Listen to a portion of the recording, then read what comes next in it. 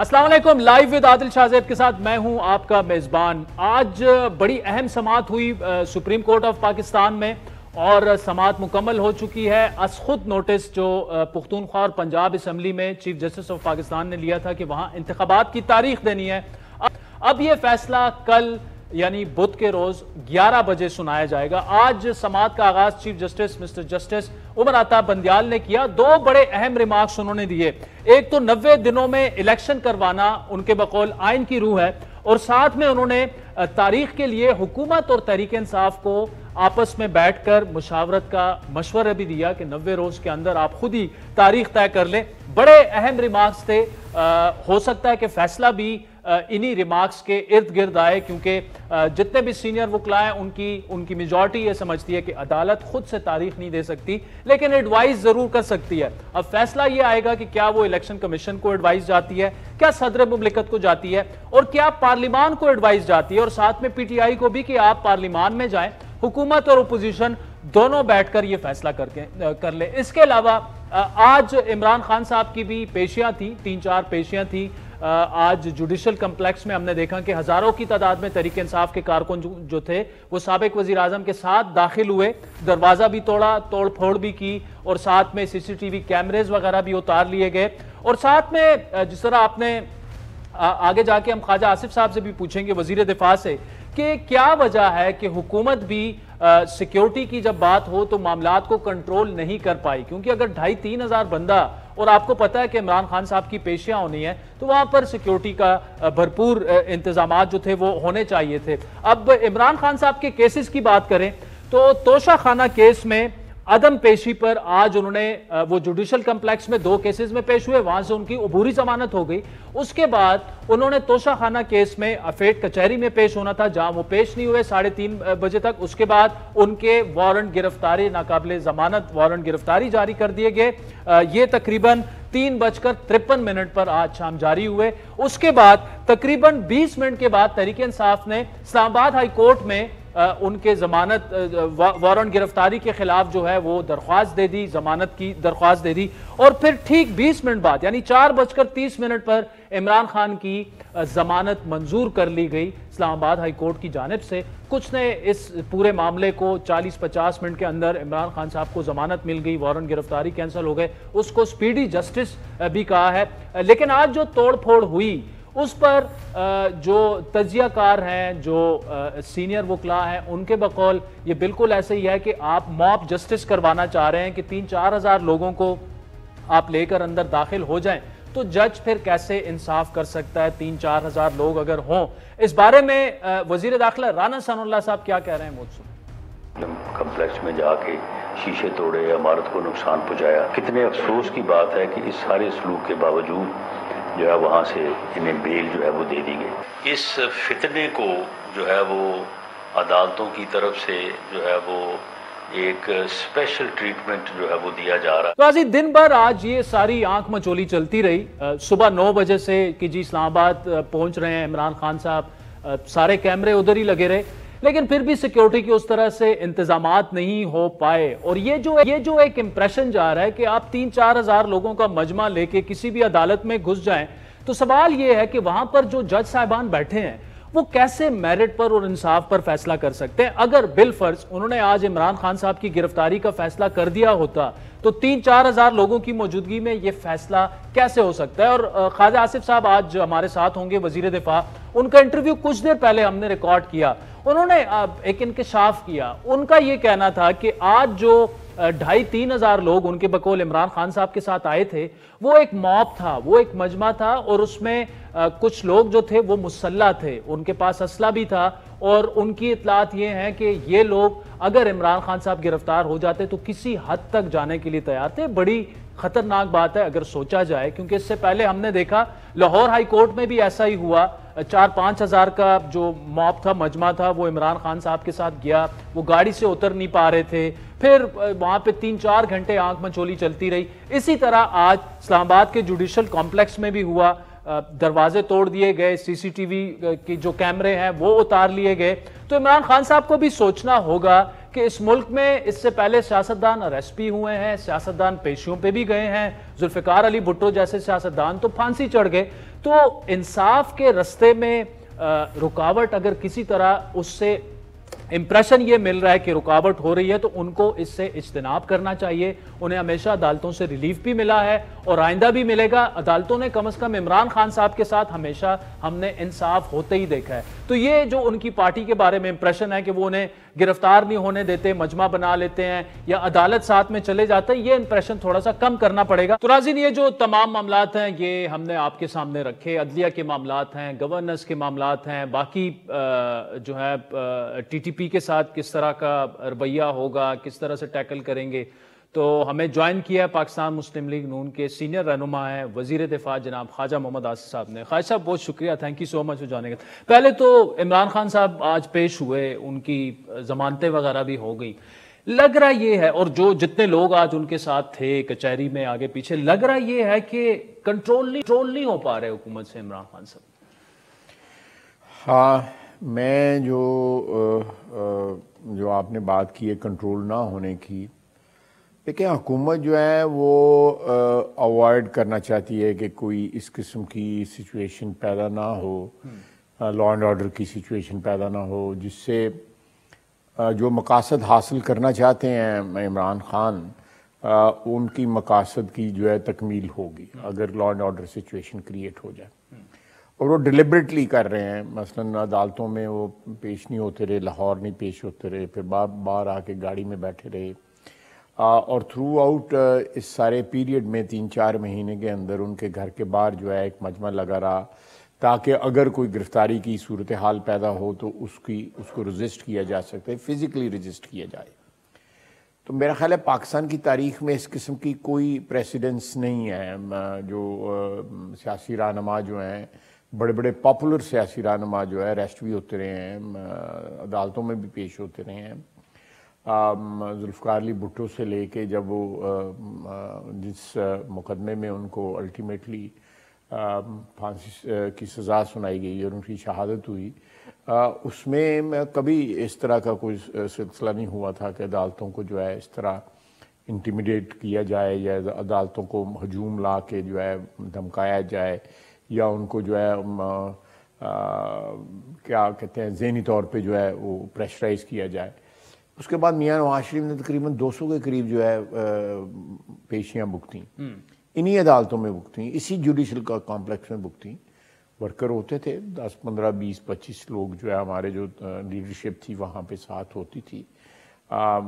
Supreme court میں بھی جب جے اے ٹی میں بھی پیش ہوتے رہے تب بھی, لیکن کبھی جو ہے وہ انٹیمیڈیٹ جو ہے کرنے کی کوشش نہیں کی عدالتوں کو. انہوں نے ہجوم کے ساتھ جو ہے بیانات ہوتے رہے, بیانات جو ہے وہ کرٹیسزم بھی ہوتا رہا, لیکن ہجوم کے ساتھ جس طرح آج ہوا ہے کہ 2-2.5 ہزار آدمی جو ہے وہاں پہ موجود تھا, اور ہماری اطلاع ہے کہ ان میں آرمڈ لوگ بھی تھے, اچھا مسلح لوگ بھی تھے, اور انہوں نے ہر حد تک جانا تھا اگر عمران خان کی آج گرفتاری ہو جاتی. تو ان حالات میں عدالتیں کس طرح انصاف دیں گی؟ بڑی جرت اور بڑی ہمت کا کام ہوگا کہ جب آپ عدالتوں کو اس طرح انٹیمیڈیٹ کریں گے. میں یہاں پہ ذرا تھوڑا سا انالیسز دوں گا آپ کو کہ باری باری عمران خان صاحب اس ایجنڈے پہ آئیں کہ ان سے اقتدار چھن گیا کہ تمام ادارے جو ہے باری باری تباہ کیے جائیں. فوج کے اوپر انہوں نے اٹیک شروع کیا, جنرل باجوہ پہ, جنرل باجوہ کی ٹیم کے اوپر. انہوں بتایا گیا کہ یہ ایک اعلیٰ کار ہیں امریکہ کے, اور امریکہ کے کہنے کے اوپر بیرونی سازش جو ہے اس میں جنرل باجوہ کو بھی انوالو کیا گیا.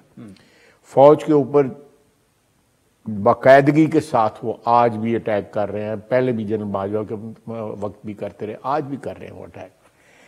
ان کا کہنا ہے کہ فوج ان کے ساتھ نہ ہو تو فوج کا ادارہ جو ہے نا وہ ان کے ڈیفینیشن میں جو ہے نا وہ ہر قسم کا غلط جو ہے اس کے اوپر لیبل لگایا جا سکتا ہے. فوج کا جو ہے نا وہ ان کے مطابق جو اولین فرض یہ ہے کہ ان کو اقتدار دلایا جائے, اور ان کے اقتدار کی جس طرح 4 سال حفاظت کی گئی ہے فوج کی طرف سے, اسٹیبلشمنٹ کی طرف سے, اس طرح کی جائے. عدلیہ پہ انہوں نے اٹیک کیا. عدلیہ پہ اس رات سے اٹیک کیا جس رات عدلیہ نے فیصلہ دیا کہ بھئی یہ ڈسولوشن جو ہے نیشنل اسمبلی کی یہ غلط ہے، انہوں نے اٹیک کر دیا اور عدالتوں کو گالیاں ان کی طرف سے، ان کی ذات کی طرف سے، ان کے اپنے منہ سے، ان کے جو ہے جو فالوورز ہیں وہ بھی سب کے سب جو ہیں ان کی جو ٹاپ لائن ہے ان کی لیڈرشپ کی ساری عدالتوں کے اوپر اٹیک کر دیا۔ حکومت پہ اٹیک کرنا وہ تو سیاسی لوگوں کو میں حق دیتا ہوں کہ حکومت پہ اٹیک سیاسی لوگوں کی آپس میں لڑائی جھگڑا چلتی رہتی ہے، اور یہ جو عدلیہ پہ اٹیک ہے یہ کنٹینیو کر رہا ہے۔ 3000 یا 2000 یا 2500 بندہ لے کے کسی پیشی پہ جانا، پھر پیشی کے اوپر پیش نہ ہونا، بعد گاڑیوں میں بیٹھنا نا، ضمانت قبل گرفتاری کرانی، لوگوں کو کہنا تم گرفتاری کر دو۔ آج وہ ولید اقبال صاحب کی والدہ صاحبہ نے، بڑی محترم ہے ہمارے لیے جو ہے، انہوں نے کہا ہے کہ میرا بیٹا جیل میں چلا گیا، وہ اپنی مرضی سے گیا ہے، ولید اقبال صاحب گئے ہیں، لیکن لیڈر جو ہے وہ ضمانت قبل گرفتاری کرا کے بیٹھا ہوا ہے وہاں پہ۔ میڈیکل انہوں نے آج تک کسی سے نہیں کروایا، کسی انڈیپینڈنٹ بغیر شوکت خانہ۔ لیکن خواجہ صاحب یہ سارا کا سارا ایک فراڈ کے اوپر، ایک 420 جو ہے اس کے اوپر سارا جو ہے ایک سٹرکچر انہوں نے کھڑا کر دیا ہے، اور لوگ ان کے ساتھ ہیں، اس سے کوئی انکار نہیں، جس کا مطلب ہے کہ یہ جو انفیکشن ہے، یہ ایک گندگی جو ہے یہ ہمارے معاشرے میں کس طرح سرایت کر گئی ہوئی ہے اوور لاسٹ 4-5 ایئرس۔ میں سمجھتا ہوں جن لوگوں نے ان کو سپانسر کیا رائٹ فرام 2011-12 جو ہے ان کو سپانسر کیا، وہ بہت بڑے مجرم ہیں اس قوم کے، بہت بڑے مجرم ہیں قوم کے۔ قوموں کو اندر سے جب ان کو اگر آپ جنرل باجوہ اور جنرل فیض کی جانب اشارہ کر رہے ہیں، وہ آئے نا پارلیمان میں 2011-12 سے سٹارٹ سر جو بھی شامل تھے، دیکھیں نا، اس میں جنرل ظہیر الاسلام تھے، اس میں جنرل پاشا تھے، یہ سارے لوگ تھے، اور میاں نواز شریف کو ٹو دا ہلٹ جو ہے بلیک میل کیا گیا، ٹو دا ہلٹ بلیک میل کیا گیا جنرل میاں نواز شریف کو کہ ہم تمہیں ڈسکوالیفیکیشن سے بچا لیتے ہیں، ہمیں تم پناما سے بچا لیتے ہیں، سب سے بچا لیتے ہیں، تم یہ کر دو، تم وہ کر دو۔ یہ وقت آنے پہ یہ ساری سٹوریز میں بتاؤں گا، میں اسمبلی کے فلور پہ بتاؤں گا یہ ساری سٹوریز جو ہے کہ میاں نواز شریف کو کیا قیمت اس سے وصول کرنا چاہتے تھے۔ یہ اسٹیبلشمنٹ نے اس وقت جی بالکل جی، اچھا بالکل اسٹیبلشمنٹ نے کہ آپ یہ کر دیں تو مانگ رہے کیا تھے؟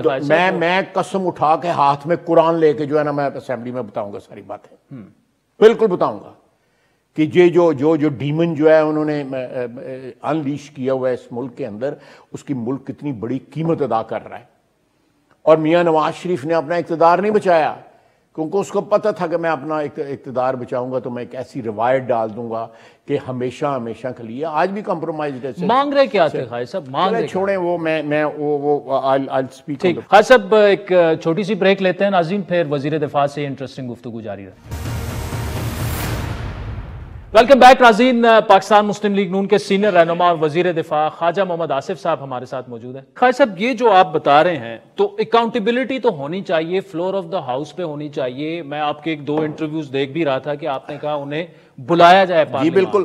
2011 سے جتنے بھی تھے جنہوں نے یہ شروع کیا یہ پورا پلان، جنہوں نے ایگزیکیوٹ کیا آخر تک، جنرل باجوہ تو جاتے جاتے معافی مانگ گئے، جنرل فیض کہاں ہیں؟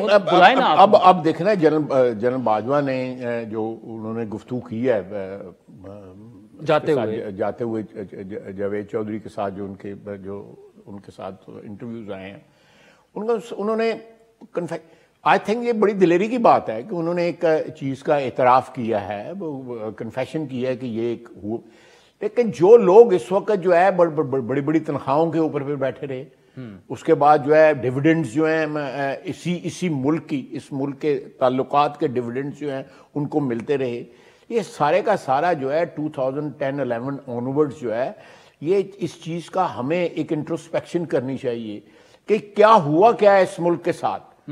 اس ملک کے اوپر اگر زرداری یا نواز شریف کو جو ہے ڈسپوز آف کرنا تھا، وہ جس طرح ڈسپوز آف کیا گیا ایک ریگڈ الیکشن کے ذریعے، اور اس دوران جو ہے ان سے گارنٹیز مانگی جاتی رہیں کہ ہم نہیں ڈسپوز آف کرتے، ہمیں یہ کر لیتے ہیں، یہ کر لیتے ہیں، آپشنز دی گئیں۔ میں پوری ڈیٹیل اس کی بتاؤں گا، پوری ڈیٹیل بتاؤں گا۔ میاں نواز شریف نے نہیں مانی، میاں نواز شریف نے سبسیکوینٹلی شاہد عباسی کے وقت بھی جو ہے جس وقت وزیر اعظم تھے وہ ہمارے اس وقت بھی قائد تھا, آج بھی الحمدللہ قائد ہے, ہمیشہ رہے گا قائد جو ہے. وہ اس نے نہیں مانی باتیں جو ہیں. میں یہ باتیں جو ہے کسی کو ریڈیکیول کرنے کے لیے نہیں کر رہا, نہ کسی انڈیویجول کو, نہ کسی انڈیویجول کو, نہ کسی انسٹیٹیوشن کو, کسی کو ریڈیکیول نہیں کر رہا. لیکن یہ ہماری تاریخ کا ایک تلخ حقیقت ہے کہ ایک شخص جو ہے وہ شیئر اسٹرینگتھ جو ہے موب کی, اس سے ضمانت بھی کورٹ سے لے سکتا ہے. وہ عدالت میں پیش نہ ہو وہ بھی ایکسیپٹیبل ہے عدالتوں کو کہ جی وہ ایک بندہ جو ہے کیونکہ اس کے ساتھ جو ہے. تو خواجہ صاحب یہ جو آپ کے بقول انٹیمیڈیٹ کیا جا رہا ہے عدالتوں کو, پریشرائز کیا جا رہا ہے, تو پھر عدالتوں کو تو کچھ نہ کچھ کہنا چاہیے نا, وہ کیوں خاموش ہیں پھر؟ دیکھیں آپ دیکھیں اس ملک کے اندر جو حالات پیدا کر دیے گئے ہیں, who's going to stick his neck out؟ نہیں لوگ کرتے, لوگ اپنی فیملیز کو رسک میں نہیں ڈالنا چاہتے. جس قسم کا یہ موب جو ہے انلیش کیا گیا ہے اس ملک کے اندر, اس سے تمام کے دامن جلیں گے. یہ نہیں ہے کہ اس سے کسی کا دامن بچ جائے گا. یہ خدا نخواستہ اللہ تعالیٰ مجھے معاف کرے میں جو کہہ رہا ہوں, اس سے سارے ملک کی تباہی ہوگی. یہ چیز جو ہے یہ جو انلیش ہوئی ہے, اس کو جب تک کنٹرول نہیں کیا جائے گا, اور میں آئی ہیو ڈاؤٹس کہ اس کو کنٹرول کیا جا سکتا ہے. تو سر کنٹرول تو آپ کریں گے, گورنمنٹ آپ کی ہے نا. بالکل ہم کریں گے, لیکن گورنمنٹ ہماری ہے, لیکن دیکھیں اس گورنمنٹ میں اس ساری ایکویشن کے اندر اور بھی انسٹیٹیوشنز ہیں جس میں عدلیہ سر فہرست ہے. اس ساری انسٹیٹیوشن میں عدلیہ سر فہرست ہے. اگر جب تک جو ہے عدلیہ جو ہے, ایگزیکٹو بھی, اسٹیبلشمنٹ بھی, آپ لوگ میڈیا بھی, یہ سب لوگ جو ہے یہ ریئلائزیشن نہ ہو ان کو کہ یہ کیا انلیش ہو گیا ہوا ہے, یہ کیا کریٹ ہوا ہے, یہ ڈیمن جو کریٹ ہوا ہے یہ کس نے کیا ہے, کیوں کیا ہے, اور یہ کیا ہماری جو ریاست ہے اس کو کس طرح نقصان پہنچا رہا ہے اس کی دیکھیں. اور پھر بلیٹنٹلی ایک چیز آج کہتے ہیں دوسرے دن مکر جاتے ہیں. آج امریکہ دشمن ہے, آج امریکہ سازش کر رہا ہے, دوسرے دن امریکہ کو جو آپ نے بڑی تفصیل سے جو 2011 سے آج تک کے پورے واقعات آپ نے ڈاٹس بھی کنیکٹ کر دیے سب کچھ, کیا ایک کمیشن نہیں بننا چاہیے اور جو انوالو ہے ان کو فلور آف دا ہاؤس پہ بلوائیں؟ بالکل پارلیمنٹ کو بنانا چاہیے اور فلور کے اوپر بلانا چاہیے ان لوگوں کو, ان سے پوچھنا چاہیے. ایویڈنس موجود ہے. میاں نواز شریف جہاں پہ اللہ تعالیٰ اس کو زندگی دے وہ بتائے گا. میں نے اسے کوئی بات نہیں کی, میں تو اپنے طور پہ کہہ رہا ہوں کہ اس کو کیا اگر آپ یہ کہیں کہ جنرل باجوہ نے اعتراف کر لیا, کیا یہ اعتراف کافی ہے؟ نہیں دیکھیں, یہ تو ایک جنرل باجوہ نے ایک سچویشن انہیرٹ کی. اس چیز کو ڈیٹیل میں نہیں اس وقت جانا چاہتا. اس کو انہیرٹ کیا. یہ سارا کا پلان جو ہے یہ اوور دا ایئرز جو ہے 6-7 سال میں یہ پلان جو ہے نا وہ لوگوں نے, اب دھرنا بھی اسی پلان کا حصہ تھا. دھرنے والے بھی اسی پلان. میاں صاحب کو ڈسکوالیفائی کرنا, پھر اندر کروانا, پھر جو میاں صاحب نے اس میں تقریر کی تھی آپ کو یاد ہوگا 2020 میں کہ جی جنرل باجوہ آپ کو جواب دینا پڑے گا. آج تو اگر آپ 5 کا ٹولہ کہہ رہے ہیں اس میں تو جنرل باجوہ شامل ہی نہیں ہے. دیکھیں یہ میں اس ڈیٹیل میں جیسے میں نے آپ کو بتایا کہ I will speak on the floor of the assembly. ٹھیک, میرا وہ ادارہ ہے, میں اس ادارے کی جو میرا اس ادارے کے ساتھ رشتہ ہے, الحمدللہ میرا اس ادارے کے ساتھ جو ہے بڑی لائلٹی اور بڑا رشتہ رہا ہے. میں اس ادارے کا جو بھی میرے اس وقت میرا جو بھی سرمایہ ہے, سیاسی ہے یا ادروائز ہے, وہ سارے کا سارا اس کے مرہون منت ہے.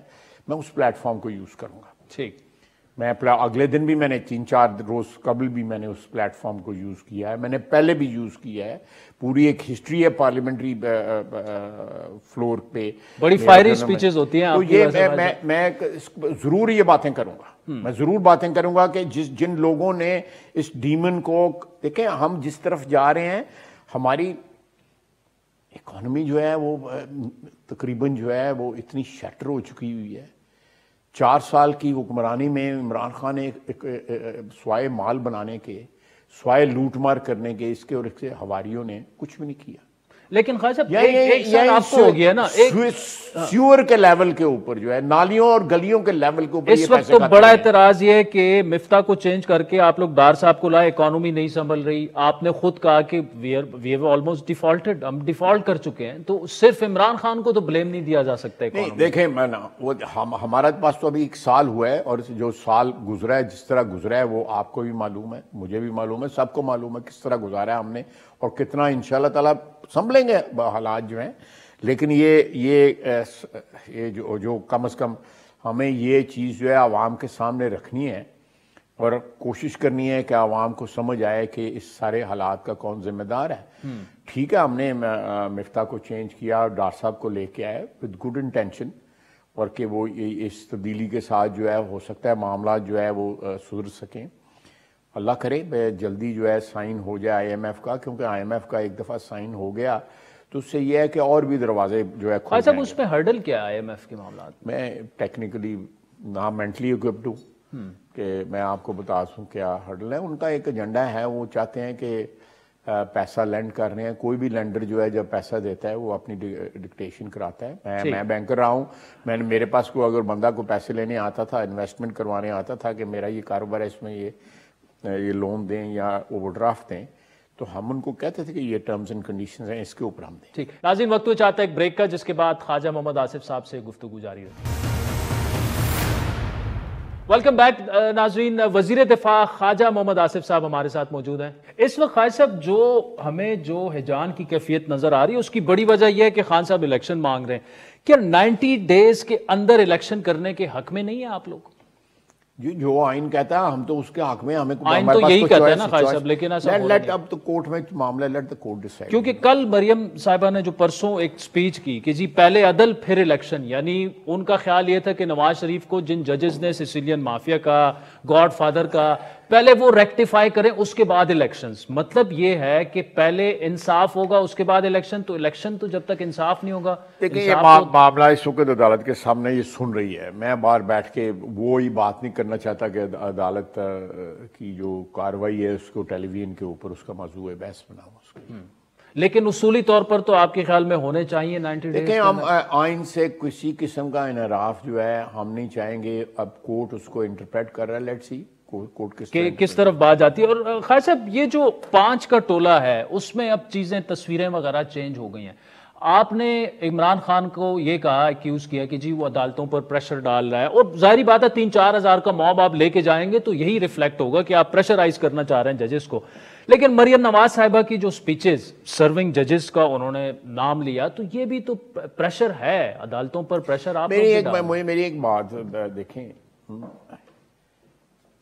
ایک زمانہ تھا، بہت پرانی بات ہے، کہ ہمارے یہاں پہ لوگوں کو پتہ نہیں ہوتا تھا بینچ پہ کون ہے. چیف جسٹس آف پاکستان کا صرف نام تھا، ایک محترم عہدہ ہے، اس میں کوئی شک نہیں ہے، اس کے علاوہ کسی کو نہیں پتہ ہوتا تھا. جب ہم نے ہوش سنبھالی ایک شور تھا کہ جسٹس منیر صاحب نے ایک بڑا ظلم کیا تھا مولوی تمیز الدین کیس میں. اس کی ڈیٹیل سمجھ بھی نہیں آتی تھی اس زمانے میں، لیکن یہ پتہ تھا کہ یہ بڑا ظلم ہوا تھا. اس کے بعد جب ایک کے بعد دوسرے فوجی حکومتوں کو جو ہے انڈورس کیا، ویلیڈیٹی دی، ان کا نقاب پڑھایا، ویلیڈیٹ کر دیا ان کو، تو یہ عدالتیں جب یہ کام کرتی رہیں تو آہستہ آہستہ عدالتوں کا معاملہ جو ہے کھل کے پبلک ڈومین میں آنے شروع ہو گئے، سیاست کا موضوع بننا شروع ہو گئے، which is very sad. I feel very sad. میں عدلیہ کا بڑا احترام کرتا ہوں، باوجود اس بات کے کہ آپ دیکھیں نا، جو ذوالفقار علی بھٹو والا کیس جو ہے، جسٹس نسیم حسن شاہ نے ٹیلی ویژن کے اوپر افتخار کے ساتھ جوڈیشل مرڈر کہا نا انہوں نے. اس سے زیادہ کنفیشن کیا ہو سکتی ہے؟ اس سے زیادہ اعتراف گناہ کیا ہو سکتا ہے کہ آپ نے کسی کے کہنے کے اوپر، انہوں نے یہ بھی کہا کہ نوکری بھی تو کرنی ہوتی ہے نا، یہ بھی ایک فکرہ اس میں استعمال کیا تھا. آپ کر رہے ہیں، آپ سوچ لیں ذرا اس کا امپیکٹ سوچیں اس فکرے کا جو جسٹس نسیم حسن شاہ صاحب نے کہا ذوالفقار علی بھٹو کے کیس کے اندر. اور پھر ایک لائن لگی ہوئی ہے، میں بار بار نام نہیں لینا چاہتا کیونکہ اس سے اب جو ہے وہ تاثر جاتا ہے کہ میں کو پریشرائز کرنے کی کوشش کر رہا ہوں، لیکن یہ ہے کہ ہمارے تمام اداروں کو جو ہے نا، تمام اداروں کو، میں ریپیٹ کر رہا ہوں، تمام اداروں کو اپنی جو رسپیکٹ ہے یا اپنی جو ایک آئینی کردار جو ہے اس کو ریسٹور کرنے کی ضرورت ہے۔ اچھا خواجہ صاحب، جس میں ہم سر فہرست ہیں، آپ سر فہرست ہیں، آپ عدلیہ کا بھی کہہ رہے ہیں، اسٹیبلشمنٹ کا جو کردار ہے آئین کے اندر رہتے ہوئے پورا دیکھیں انہوں نے پروناؤنس کیا کہ ہم نیوٹرل ہو گئے ہیں۔ ہو گئے نیوٹرل؟ نہیں، وہ بالکل نہیں، کہاں نظر آ رہے ہیں وہ؟ اگر نظر آ رہے ہوتے تو اس طرح یہ دندناتا پھرتا؟ کہیں کوئی ہے ان کی پارٹیزن کا کہیں شائبہ بھی ہے؟ بالکل نہیں ہے۔ جس طرح لا اینڈ آرڈر کا مذاق اڑ رہا ہے اس ماحول کے اندر، جس طرح عدالتوں کو کے اوپر ایک قسم کا حملہ کیا جا رہا ہے، چاہے وہ یعنی آپ کے ساتھ اس طرح سے وہ ایک پیج پہ نہیں ہے جس طرح عمران خان صاحب کے ساتھ، وہ تو آؤٹ آف دی وے جا کے سمجھتا ہوں کہ جو انہوں نے جو ایک موقف اختیار کیا، اس موقف پہ کھڑے ہیں کہ جو ہے ان کا جو کردار جو انہوں نے ادا کیا عمران خان کو اقتدار میں لانے میں، اور پھر اس کو اقتدار میں جو ہے بیساکھیاں اس کے بننے میں، اس موقف کو انہوں نے ترک کیا ہے اور انہوں نے اپنے آپ کو neutrally, this is almost a year back, بلکہ 1.5 سال پہلے یہ چیز جو ہے عمران خان کی حکمرانی کے اندر جو ہے اناؤنس ہو گئی ہوئی تھی۔ ایک بیسیت سینئر سیاستدان ایک جواب مجھے دیں، not that you are defence minister اور آپ پی ایم ایل این سے بلانگ کرتے ہیں، آج کل بینچ اناؤنس ہو جاتا ہے اور ہمارے کورٹ رپورٹر صاحبان تقریباً اس کا فیصلہ بھی بتا دیتے ہیں 5-4، اتنا چیزیں جو ہیں وہ کہ یہ جج اس طرف جائے گا، یہ جج اس طرف جائے گا، اس کا سدباب کون کرے گا؟ کیا جوڈیشل ریفارمز کی ضرورت ہے؟ عدلیہ کو خود یہ انٹروسپیکشن کرنی چاہیے؟ What's the way forward? دیکھیں یہ تو میرا خیال ہے کہ کسی بھی ادارے کے، اگر ہمارے ادارے میں جو پارلیمنٹ ہے اس کی ویکنیسز ہیں، میں تو ویکنیسز جو ہیں اس نے اپنی تقریر میں خود ایڈمٹ کی ہیں کہ ہمارے میں یہ ویکنیسز ہیں، اور سیاستدانوں نے جو بھی کردار پلے کیا ہے پچھلے 70 سال میں، بڑا عظیم لوگ پیدا ہوئے، بڑے عظیم لوگوں نے قربانیاں دیں، ایک لمبی فہرست ہے۔ یا نواز شریف نے جس طرح سٹرگل کیا ہے، ایسے نہیں 3 دفعہ وہ وزیر اعظم بنا، کچھ مٹیریل اس کا ایسا تھا نا، وہ 3 دفعہ وزیر اعظم، اور 4تھی دفعہ وزیر اعظم کا اللہ کے فضل سے وہ بھی پاسبلٹی موجود ہے۔ لیکن ساتھ ساتھ ایسے لوگ بھی شامل ہوئے ہمارے قافلے کے اندر، سیاستدانوں کے قافلے کے اندر، کہ جنہوں نے ٹیک اوورز میں جو ہے کندھا دیا، ٹیک اوورز کو کندھا دیا، فوجی جو ہے قیادت کو جو ہے جب انہوں نے ٹیک اوور کیا کندھا دیا، اس میں ہم بھی شامل ہیں۔ میں نے تو سر عام جو ہے فلور کے اوپر کھڑے ہو کے معافی مانگی ہوئی ہے کہ اس قصور کی معافی مانگتے ہیں۔ کون ہے؟ کوئی معافی مانگنے والا کوئی اور اس کردار سے؟ تو یہ اسی طرح میں نے آپ کے اسی جواب پہ آ رہا ہوں، اسی طرح میں سمجھتا ہوں کہ جو لیپسز ہوئے ہیں کسی بھی ادارے سے، چاہے وہ اسٹیبلشمنٹ ہیں، ان کے ٹیک اوورز ہیں، سیکورٹی سے ریلیٹڈ ان کے مسائل ہیں، یا جو ہے وہ عدلیہ کے رول ہے پاکستان کی تاریخ کے اندر، 75 سالہ تاریخ کے اندر، جس طرح میڈیا کا رول ہے، میڈیا نے بڑا ایسا رول ادا کیا ہے ڈکٹیٹرشپس کے اندر کہ کوئی کسی کو خبر نہیں ہوتی تھی کہ پاکستان میں کیا ہوتا ہے۔ رات کو بی بی سی سنتے تھے لوگ، وہ بی بی سی سے پتہ لگتا تھا کیا ہو رہا ہے اس ملک کے اندر، ادروائز کوئی کمپلیٹلی میڈیا واز گیگڈ۔ اور تمام کے تمام جو میڈیا اونرز سے تھے، میں 60s کی بات کر رہا ہوں، 70s 80s کی بات کر رہا ہوں، مشرف کے وقت کی بات کر رہا ہوں، they were all compromised۔ میں ذرا ڈیسنٹ لفظ استعمال کر رہا ہوں، they were all compromised۔ تو یہ ایک کولیکٹیو آف ایفرٹ کی ضرورت ہے، جس طرف آپ نشاندہی کر رہے ہیں، کولیکٹیو ایفرٹ کی ضرورت ہے کہ یہ سارا جو بیماری جو ہے اس کے لیے تمام آرگنز جو ہیں، یہ آرگن فیلئر کا ایک کیس ہے، تمام آرگنز جو ہیں وہ اپنے آپ کو دوبارہ ری وائٹل رہے ہیں اپنے آپ کو، تاکہ جو باڈی جو ہے، ریاست کا جسم جو ہے وہ صحت مند ہو سکے۔ خاص صاحب ایک چھوٹی سی بریک لیتے ہیں ناظرین، پھر وزیر دفاع سے انٹرسٹنگ گفتگو جاری رہے۔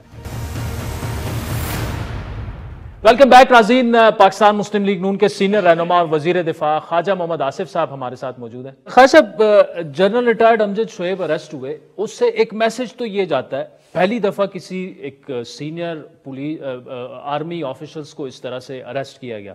मैसेज ये जाता है कि जी कोई भी रैंक या ओहदा जो है वो कानून से मुबर्रा नहीं है, लेकिन साथ में ये है कि फ्रीडम ऑफ एक्सप्रेशन जो FIR है दैट्स एब्सर्ड, एक मज़ा का खेज किस्म की FIR है। क्या उनको गवर्नमेंट ने गिरफ्तार किया या किसी के कहने पे वो अरेस्ट हुए? नहीं जी, बिल्कुल गवर्नमेंट ने जो है गवर्नमेंट की मशीनरी ने उनको गिरफ्तार किया है, उनको अदालत में पेश किया गया है।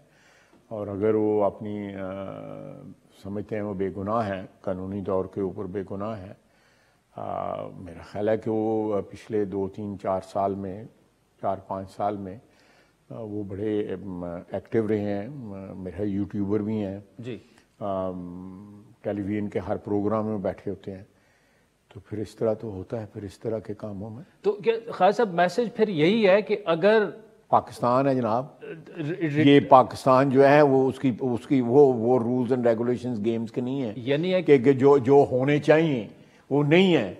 तो फिर अगर मैं सियासत में हूँ तो मुझे इसके रिस्क मालूम है, तो एक रिटायर्ड जनरल सियासत में था उसको भी रिस्क मालूम होना चाहिए। अच्छा, रिटायर्ड जनरल से मतलब आपको भी मालूम होना चाहिए। जनरल रिटायर्ड फैज भी फिर अरेस्ट हो सकते हैं? देखें, कोई कानून से तो कोई भी मुबर्रा नहीं है। अगर नवाज शरीफ को 10 साल की कैद हो सकती है एक जाली उसके ऊपर इल्ज़ाम के ऊपर, तो फिर तो कानून जो है इस मुल्क में जो है वो जिसकी लाठी उसका भैंस है ना। तो ये ख्वाजा साहब पहले तो आर्टिकल 6 पे पूरी हुकूमतें चली जाती थी अगर किसी एक्स आर्मी चीफ पे यानी मुशर्रफ पे, जो आप लोगों ने फेस किया। इसका मतलब कि पाकिस्तान बदल चुका है कि अब रिटायर्ड जर्नल्स जो हैं वो भी अब कानून की रडार पे मैं समझता हूँ कि ये अच्छी बात है। गुनाहगार हैं या बेगुनाह है, मैं उस चीज़ में नहीं जा रहा, लेकिन अच्छी बात है कि कानून का जो दायरा जो है या उसकी जो लिमिट्स जो हैं वो थोड़ी सी एक्सपैंड हो रही हैं।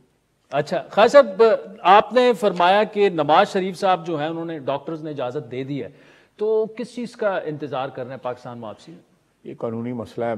हमारे कानूनी लोग जो हैं वो उसका जायज़ा ले रहे हैं कि वो वापस आएँ और उनके मुकदमात भी ख़त्म हो, और ये ना हो कि हम तो चाहेंगे वो आके पार्टी को लीड करें, एक सियासी जो माहौल है उसके अंदर वो अपनी प्रेजेंस जो है उसका एहसास दिलाएं पाकिस्तान की 22 करोड़ आवाम को इंशाल्लाह। तो उसके लिए जो भी लवाजमात हैं वो कानूनी जो यानी यहाँ से अगर उनको वो रिलीफ मिले तो वो फौरन आ जाएंगे, मतलब वो ऐसा नहीं मतलब उस किस्म का कोई अरेंजमेंट तो होना चाहिए ना, क्योंकि बड़ा बरमिला जो अब कहा जा रहा है कि नवाज शरीफ के साथ ज्यादती हुई। पहले तो हम अकेले कहते थे ना, अब तो हर बंदा कह रहा है। मैंने एक दिन टेलीविजन पे सुना है शाह महमूद कुरैशी साहब ने कहा है कि उनके साथ ज्यादती हुई। अच्छा ख्वाजा साहब, जरा अफगानिस्तान की बात करते हैं। आप गए, DGISI भी साथ में थे।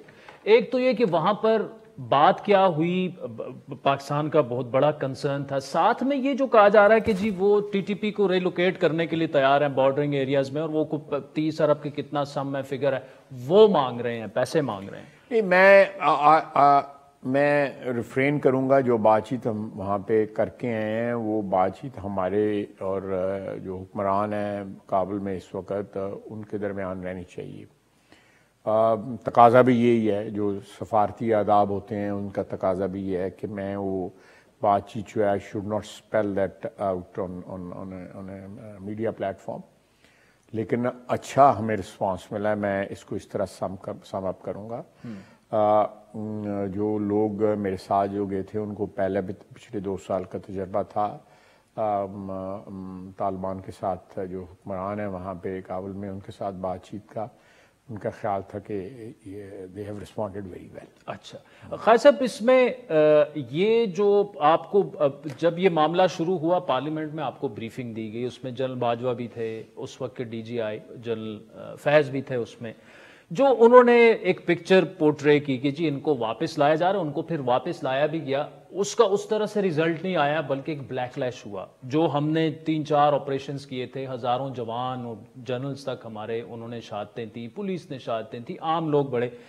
इसका कौन जिम्मेदार है? जो आपको बताया गया उस तरह से वो हुआ नहीं, तो कोई अकाउंटेबिलिटी कोई होनी चाहिए। बिल्कुल, मैंने तो ये चीज़ जो है फ्लोर पे गई है असेंबली के کہ یہ چیز ہونی چاہیے، پوچھنا چاہیے ان لوگوں کو جنہوں نے بھی جو بھی کنکلوژن کے ساتھ جو بھی انڈرسٹینڈنگ کی، ان کے ساتھ اگر ان کا نتائج جو ہیں درست نہیں نکل رہے then they must be held accountable for that. تو فوج کی موجودہ قیادت یہ کرے گی اکاؤنٹیبلٹی یا پارلیمان؟ ڈیفینیٹلی کیونکہ ان کے ذریعے ہوا ہے تو وہ میرا خیال ہے، میں کوئی کنکلوسیو بات نہیں اس کے اوپر کہہ سکتا، لیکن میں اس بات کی ضرور حمایت کروں گا کہ کیا انڈرسٹینڈنگ ہوئی تھی اس کا ضرور اس کو کم از کم پارلیمنٹ کے سامنے لانا چاہیے. یہ تقریباً پارلیمنٹ کے سامنے آلریڈی آیا ہوا ہے. جب 3-4 دفعہ پارلیمنٹ کا ایک لمیٹڈ سا گیدرنگ ہوئی، نیشنل ایک ایکسپینڈڈ نیشنل سیکورٹی کونسل جو ہے بنی، اور اس میں آ کے بریفنگ دی گئی کہ یہ چیزیں ہم کر رہے ہیں، بڑی ڈیٹیل میں بتایا گیا، تو وہ کولیپس ہوئی ہیں. تو کیوں کولیپس ہوئی ہیں؟ یہ ایک سوال ہے جو لوگ سوات میں بھی پوچھ رہے ہیں، وزیرستان میں بھی پوچھ رہے ہیں، گلی محلوں میں پوچھ رہے ہیں، جو شہید ہوئے ہیں ان کے لواحقین بھی پوچھ رہے ہیں، جو پشاور میں شہید ہوئے ہیں، جو کراچی میں شہید ہوئے ہیں. تو یہ شہادتیں جو ہیں کوئی نمبر نہیں رہنے چاہیے. یہ انسان تھے، یہ والدین، والد تھے، بھائی تھے، بیٹے تھے. تو ایز اے نیشن، اور اس نیشن کے جو ہم لوگ لیڈ ہیں، اشرافیہ جو ہم لیڈرشپ کلیم کرتے ہیں، وی او اٹ ٹو دیم، ہمارا ان پہ قرض ہے کہ ہم ان کو بتائیں کہ کیوں شہادتیں ہوئی ہیں، اور کیوں ایک چیز جو ہے ایک انڈرسٹینڈنگ دی گئی تھی کہ every thing is good and every thing is settled. یہ جو سوالات آپ ریز کر رہے ہیں اور آپ کہہ رہے ہیں کہ فوج کی موجودہ قیادت کو آ کر پارلیمان میں بتانا چاہیے، تو یہ کیا آپ کی ان سے بات ہوئی ہے؟ میں یہ جو ہے میرا خیال ہے کہ یہ چیزیں جو ہے نا پارلیمنٹ کا ایک موجود ہے پلیٹ فارم جو ہے نیشنل سیکورٹی کونسل، اس میں بتائی جا سکتی ہیں. لیکن ماضی میں جو ہمیں بتایا گیا وہ پلیٹ فارم جو ہے ایک ایکسپینڈڈ پلیٹ فارم جو ہے نا استعمال کیا گیا. جی.